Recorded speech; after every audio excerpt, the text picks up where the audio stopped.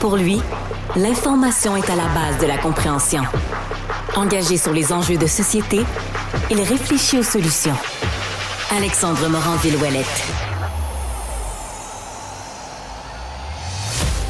Bonjour et bienvenue à cet épisode de Cube Radio. C'est pas le même Alexandre que d'habitude ce matin. Alexandre Moranville en remplacement d'Alexandre Dubé qui sera de retour dès le prochain épisode avec vous.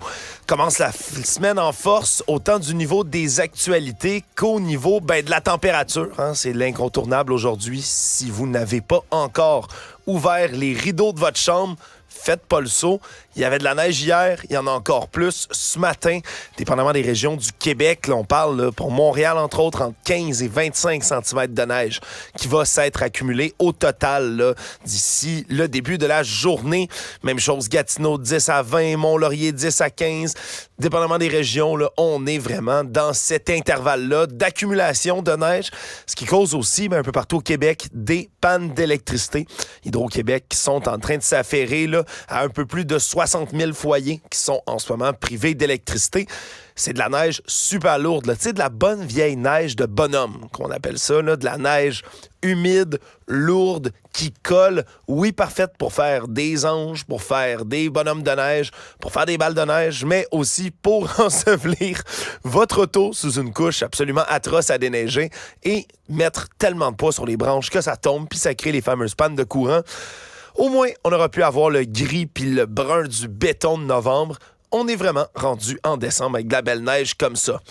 Dans les nouvelles qu'il va falloir suivre aujourd'hui, puis bien triste nouvelle, des compressions qui seraient à venir du côté de CBC Radio-Canada. On parle d'à peu près entre 600 et 700 postes qui pourraient être abolis aujourd'hui. Ça touche tant CBC, donc le côté anglophone, que Radio-Canada ici au Québec. Québec, on estime que ce serait peut-être 300 postes qui vont être coupés.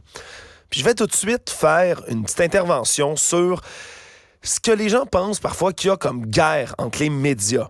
Évidemment, il y a de la concurrence dans le milieu médiatique. On se bat un peu d'un côté comme de l'autre pour avoir, oui, des clics, oui, des revenus publicitaires, oui, le plus de trafic possible sur nos sites à nous autres. Mais dans le milieu des médias, il y a aussi une belle solidarité. C'est quelque chose que certaines personnes comprennent un peu moins. C'est qu'il n'y a personne dans le milieu médiatique qui souhaite du malheur à son voisin, là. L'écosystème des médias va mal. C'est rien de nouveau.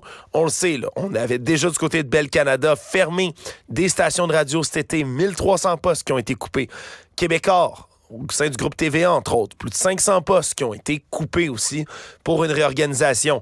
Et là, maintenant, c'est au tour de Radio-Canada. Puis dans l'écosystème médiatique, c'est Radio-Canada là, qui est financé par l'État et qui a des revenus publicitaires, est en ce moment en train de parler de difficultés financières. Ça devrait vraiment sonner une petite cloche d'alarme pour certaines personnes. Quand on en arrive à Radio-Can qui a de la difficulté, ça veut dire que le milieu en arrache vraiment. Mes pensées sont bien évidemment à ces gens-là qui vont perdre leur emploi aujourd'hui, qui vont être coupés bien malheureusement. C'est encore une fois un signe de plus qu'il faut accélérer. Faut accélérer les négociations qui continuent ou qui devraient se continuer autour des projets de loi au fédéral. Oui, la semaine dernière, la bonne nouvelle, c'est que Google a donné, ou va donner plutôt, 100 millions de dollars dans un fonds chaque année pour venir aider les médias. Il faut se souvenir d'une chose aussi. C'était non seulement pas le montant qui était visé au départ par le gouvernement, mais ça fait aussi que Meta, Facebook, Instagram et autres, mais eux n'ont toujours pas rejoint la table des négociations.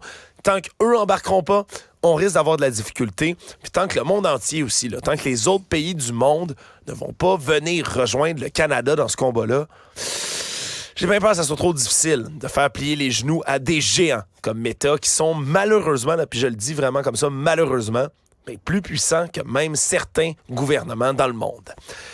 Autre dossier qui a attiré beaucoup mon attention aujourd'hui, c'est parce que plus on développe notre filière batterie ici au Québec, mais plus on va avoir des entreprises qui viennent s'installer.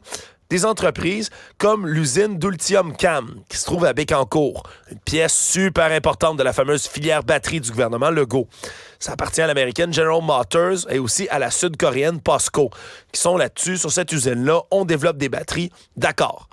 Le problème, c'est quand on a des gens d'ici, des Québécois, qui vont porter leur CV, là, qui vont faire des entrevues dans cette entreprise-là. Et un mécanicien, entre autres d'origine coréenne, un Québécois, qui parle français, qui vient expliquer que lui, comme mécanicien, va porter un CV en français uniquement et se fait demander « Hey, c'est pas bon ça, va refaire tes devoirs, reviens-nous avec un CV en anglais. » Ça, c'est non seulement A, complètement illégal, B, c'est inacceptable, aussi complètement inacceptable. T'sais, on est au Québec, là. Puis même si c'est des entreprises d'ailleurs qui viennent ici, même si, peu importe, on s'en fout, là, que la compagnie soit opérée par le Zimbabwe, la Corée ou les États-Unis, il n'y a pas d'excuse. Ici, c'est au Québec, ça se fait en français. S'il y a des gens d'ici qui veulent aller obtenir de ces emplois-là, des emplois d'ailleurs qu'on promet, là, du gouvernement, là. C'est dans les promesses électorales, on dit « Wow, regardez, on fait cette énorme usine-là au Québec, c'est 200 emplois que ça suscite. » Et si c'est 200 emplois que ça suscite, c'est des emplois dans lesquels les gens vont pouvoir appliquer en français s'ils veulent. Là, on dit que c'est un imbroglio du côté de l'entreprise, que c'est pas la norme, que c'est pas quelque chose là, qui va rester ou qui est courant dans l'entreprise. Je veux bien les croire, sincèrement. On va pas commencer à se mettre à dos et à écœurer tout le monde dans la filière batterie, mais je pense que c'est quelque chose qui va commencer à falloir surveiller de très près. Plein d'emplois, bien rémunérés, dans la filière batterie qui se développe ici, oui. Il y a des emplois pour les Québécois et les Québécoises qui veulent aller appliquer en français. Je pense que ça vaut la peine d'avoir toujours un œil de braquet sur ces emplois-là. Peut-être une petite nouvelle aussi en terminant, plus rigolote ou plus légère pour commencer la semaine. Une nouvelle qui, selon une étude qui a été publiée, entre autres, là, dans le quotidien belge, Et Laatste Nieuws, j'espère que je le prononce bien, dans lequel on parle des relations sexuelles matinales qui sont plus fréquentes chez les hommes que chez les femmes. Là, on peut se dire, bon, débalancement, c'est une tradition, on pourrait se poser toutes sortes de questions autour de ça, mais il existe une véritable explication, semble-t-il. C'est que dans notre historique, où les hommes étaient des chasseurs-cueilleurs à la préhistoire, par exemple, ben, ça produisait, là, les hommes de l'époque, plus de testostérone en se levant le matin parce que, dans le cycle de sommeil, ben, on a plus d'hormones qui se développent pendant le cycle qui font en sorte que les hommes sont excités le matin. Puis B, c'est que c'est le moment avant de quitter, justement, pour aller chasser, cueillir et autres. Ben, le matin, où on est dans la hutte ou dans la maison, puis qu'on a la sécurité avec notre partenaire. Ce serait pour ça que les hommes, entre autres, ben, ont plus d'envie sexuelle le matin.